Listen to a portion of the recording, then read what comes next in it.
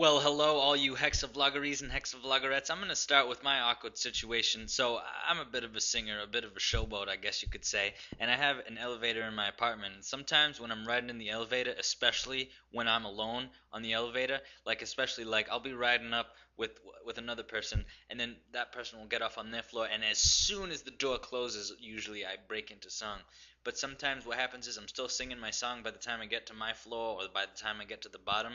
So when the door opens, I sing as I come through, and there's a person there. And you would think that possibly the most sensible strategy would be to just bail out of the song immediately. But I don't know. Whenever it comes down to the heat of the moment, I do bail out of the song, but I don't do it instantly because then it doesn't seem natural, and I guess it calls more attention to the fact that holy crap, this is so embarrassing. So instead, I'll be singing pretty loud, but then once I notice the bad situation, I will lower my voice. So I'll be like, and I'm walking down the street. So it's like a rapid fade out, it's supposed to sound natural, or at least more natural than it would be if I just cut out instantly. But hey, you know what though? I have some advice for another classic awkward situation that everyone finds themselves in from time to time, which is if you're talking to someone, having a conversation with them, and then you say, bye, and you go your separate ways, and then you're either in a store or at a cafeteria or something, and then you cross paths again, shortly after you just said bye. What do you do in those kind of situations?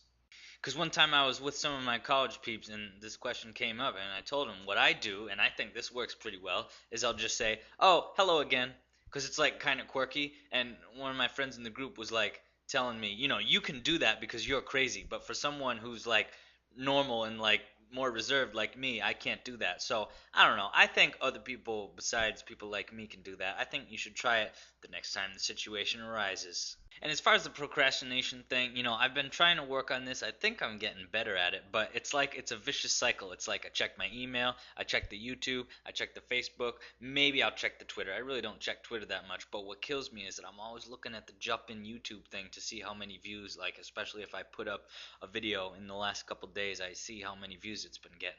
I also have two random things to say. I don't expect this to be like a thread of conversation. I just wanted to say it. This is a book I'm reading right now by a guy named Greg Mortensen. It's called Stones into Schools. And what he does is he goes and he builds schools in Afghanistan and Pakistan because he believes, and I agree with him, that the way to, find world peace, especially with the US Muslim type of conflicts, is not through bombs, but it's through education and building schools for people that don't have education. Because the only way that you can make a new radical Islamist who's going to go on a violent jihad is if they're uneducated about it and they don't know any better and they get brainwashed. So if you build, lots of schools for these underprivileged, youth, then the next generation will be much more aware and be more likely to reject that radical fundamentalist Islam ideology. And then the other thing is completely random. I was just watching World Business Today on CNN, and I just saw this thing. They did two mini stories back to back, but they were both about McDonald's. One of them was this guy who, it's kind of like college has aged me.